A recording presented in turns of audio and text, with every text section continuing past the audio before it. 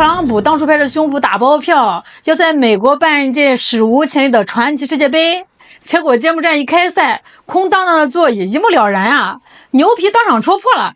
就在6月12号，这一届号称史上最牛的世界杯终于开踢了。但是你们知道现在谁在背地里急得直拍大腿吗？没错，就是特朗普啊！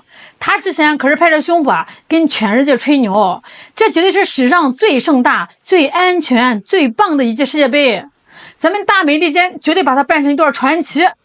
结果呢，第一天比赛的转播镜头一扫，好家伙，那个看台上秃了一大片啊！官方死鸭子嘴硬啊，非说那个上座率啊高达98.5%，哎，说什么45000的座位坐了44000人。大哥，你当电视前的观众都瞎吗？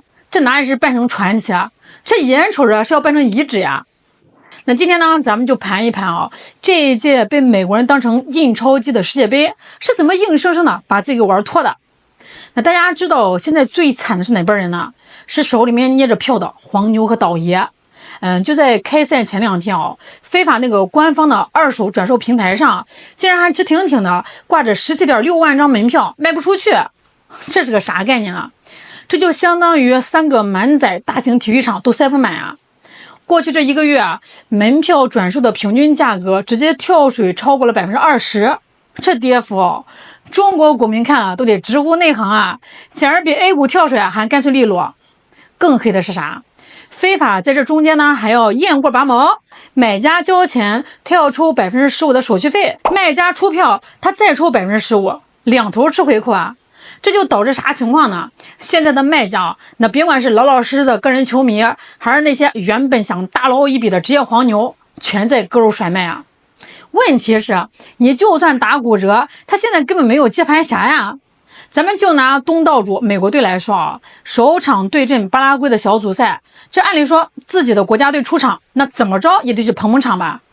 结果转售平台上还有4400多张票在那儿吃灰呢，二手卖家都快把牙咬碎了，吐血大甩卖啊，均价居然还要$800多。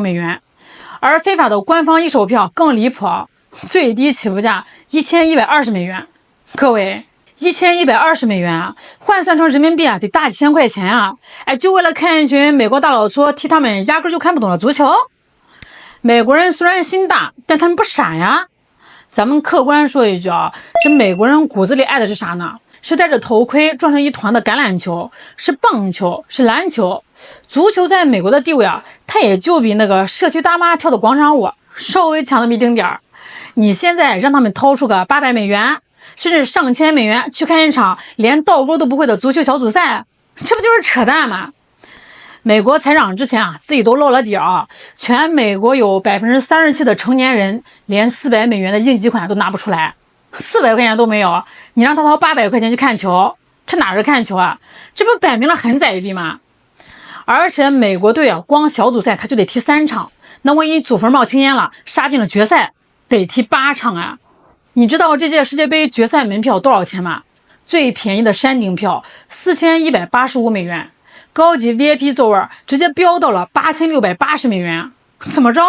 买这票是附赠一套纽约的3居室首付吗？其实美国人一开始也门儿清啊，知道本地老百姓啊穷的叮当响，他们压根就没指望美国人买单，他们的算盘啊打是噼里啪啦响。全世界那些狂热的外国球迷总会来吧，什么欧洲的大款是吧，中东的土豪，这帮人一落地啊，那不就是满大街行走的大肥羊吗？结果现实反手就是一个大逼兜，来的人比预期少的可怜。美国酒店协会的数据啊直接绷不住了，全美赛事相关的酒店80%的预订量根本没达到预期，甚至连承办决赛的纽约预订量才达到预期的65%。更惨的是波士顿、费城这些地方啊，现在的订房率啊，连往年没有世界杯的普通夏天都不如。纽约酒店协会的 CEO 脸都绿了，出来诉苦说呀，哎呀，太失望了，我们现在把预期的客房收入直接砍了60%。以前想着趁火打劫，把一晚上的房价炒上去，现在急眼了，临时把房价腰斩一半，降到了平均$415一晚。活该，谁让你们之前吃相那么难看啊？半岛电视台稍微摸了一下底，达拉斯连个最破的快捷酒店2晚都要$700，决赛那天啊，纽约体育附近的一个破民宿居然敢挂$5600啊！你当外国球迷的钱是大风刮来的，还是觉得大家家里面都是挖石油的呀？一开始各种吹牛，说这届世界杯能给美国带来124万国际游客，其中70多万是专门来看球的增量。结果最新的航班数据显示，今年夏天从欧洲飞美国的航班预订量不但没增加，反而暴跌了14%。好家伙，球迷没回有来，连原本打算来美国旅游的大爷大妈们都被你这个物价给吓跑了呀！大家肯定纳闷以前大家熬夜看，借钱也要去现场的世界杯，怎么到了美国手里就成了一地鸡毛？今天呢，咱就在这里把这里面的窗户纸给你捅破。第一，懂王在台上折腾，你以全球化砸了自家的锅。大家想想世界杯之所以火，靠的是啥呀？靠的是全世界一家亲，靠的是跨越国界的狂欢，这需要的是人员流通，全球化畅通无阻。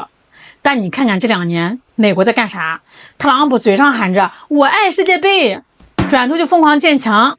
你一个外国球迷想去美国看球，行，先交$250的签证诚信费。不仅如此他还对几10个国家搞旅行禁令。最搞笑的是像伊朗、塞内加尔、科特迪瓦、海地这些明明已经打进世界杯正赛的国家，他们的球迷想去现场，对不起，限制入境。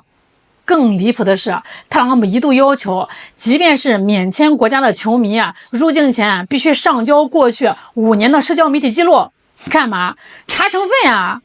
你要是5年前在网上骂过特朗普一句，或者点赞过哈里斯，嘿，对不起，直接小黑屋走起，当场遣返。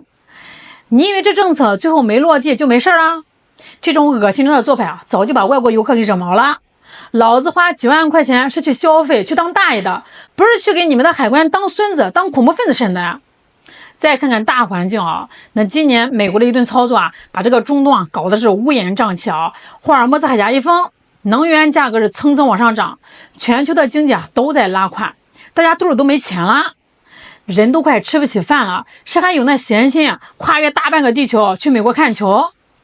还有第二，短视频时代，谁还能在沙发上坐2个小时？咱们得承认时代变了，各位。那现在的年轻人连个3分钟的视频都得开个1.5倍速，你让他看一场120分钟的足球比赛。外国有个调查特扎心，18到24岁的年轻人里有74%说自己喜欢体育，但只有可怜的30%能坚持看一整场比赛，剩下的70%在干嘛呀？在刷短视频比赛开始刷一刷，中场休息刷一刷，别人进球了看个3秒钟的高光集锦，配上一首动次打次的 BGM， 完事了。前3秒不够刺激，手指头一滑，直接看修驴蹄子、看猫猫狗狗的搞笑视频去了。这就是现在的快餐文化非法自己也急了这一次破天荒的跑去跟 TikTok 合作，想拉拢年轻人，但是你拉得回来吗？在短视频平台上，一场90分钟只进1个球，甚至0-0互交白卷的无聊小组赛，拿什么去跟那些狗血短剧抢流量更觉得少，非法这帮贪得无厌的老头子为了多卖转播权，硬生生把这届世界杯扩军到了48支球队。结果呢，那些平时连国足都不一定踢得过的杂牌军全混进来了，强弱悬殊太大，比赛观赏性直线下滑。球迷一看，就这破比赛，我也配花$800去现场？拉倒吧，我在家开2分钟集锦不香吗？还有第三，万恶的美式商业化把平民运动逼成了贵族消遣，这就是这届世界杯最大的败笔。美国人太傲慢了，他们完全不懂足球。